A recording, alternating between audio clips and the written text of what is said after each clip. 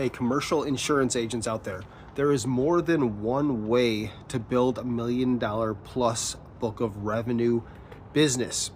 If you followed our content here at the Max Revenue Show, you know I love calling, using the phones.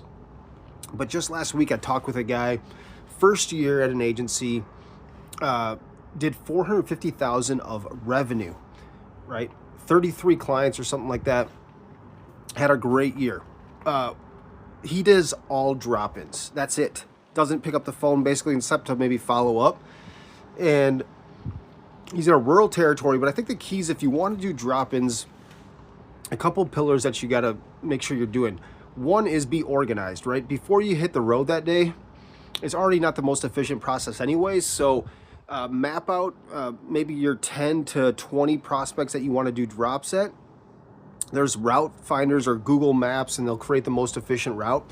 Put it on there and just follow it around the path. Make sure you have the name of the person that you're at least hoping is there. Maybe something to drop off. For me, I wrote a book, so I'd probably use that, but it could be an article, it could be a little note.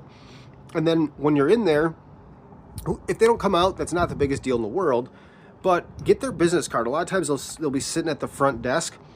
Get that card or ask the secretary for a card, because it could have their cell phone, will have their email, maybe a direct dial number, and then make the call after that.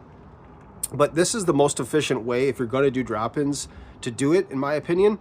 It works really well if you have a rural territory as well. So don't discount physical drop-ins, and you don't have to do anything crazy or out there like leaving donut boxes and all that stuff. You can do that, I don't care, but you don't have to if that's not your personality.